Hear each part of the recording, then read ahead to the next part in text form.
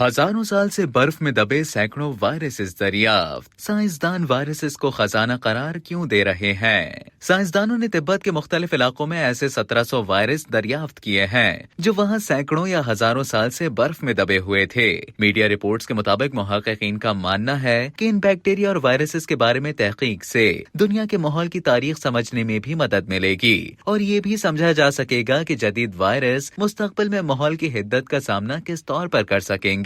تبت کے شمال مغربی حصے کی سطح مرتفع پر واقع دی گولیا گلیشیئر سمندر کی سطح سے 20,000 فٹ بلند ہے۔ یہ گلیشیئر ایک زمانے سے ماحول سے متعلق تحقیق کا اہم مرکز رہا ہے۔ معروف جریدے نیچر جیو سائنس میں شائع ہونے والی تحقیق کے مطابق گولیا گلیشیئر میں ہزاروں سالوں سے محفوظ ڈی این اے کے نمونے کا خزانہ دریافت ہوا ہے۔ اس سے زمین کے ماحول کو سمجھنے کے لیے درکار بصیرت میں غیر معمولی اضافہ ہوگا۔ امریکہ کی دی اوہایو اسٹیٹ یونیورسٹی کے محققین نے وائرس کی ایسی 1700 انواع دریافت کی ہیں جن میں 3/4 کا سائنس کی دنیا والوں کو پہلے کچھ علم ہی نہیں تھا۔ برف کی تہوں کے تجزیے کی مدد سے سائنسدانوں نے وائرس کے ڈی این اے کے فریگمنٹس دوبارہ تیار کیے ہیں۔ یہ تحقیق 41,000 سال کے دوران ماحول میں رونما ہونے والی تبدیلیوں سے متعلق بہت کچھ بتاتی ہے۔ نیچر جیو سائنس میں شائع ہونے والے مقالے کے کلیدی مصنف جی پنگ جونگ کہتے ہیں کہ اس تحقیق سے ایسا بہت کچھ معلوم ہوا ہے جو اب تک سائنس والوں کی نظر سے چھپا ہوا تھا۔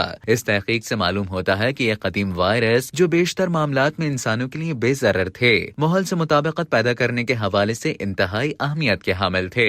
رپورٹ کے مطابق محققین کو جراثیم کا ایک ایسا گروہ ملا ہے جو کم و بیش 11,000 سال پرانا ہے۔ اس کے مطالعے سے جراثیم کی برادریوں اور ماحول کی تبدیلیوں کے تعلق کو سمجھنے میں مدد ملتی ہے۔ محققین کو یہ بھی معلوم ہوا کہ گولیا گلیشیئر میں بہت سے وائرس یا جراثیم دیگر خطوں کے جراثیم سے مماثل تھے۔ اس سے ماہرین کو یہ اندازہ لگانے میں بھی مدد ملی ہے کہ جراثیم طویل فاصلے بھی طے کر سکتے تھے۔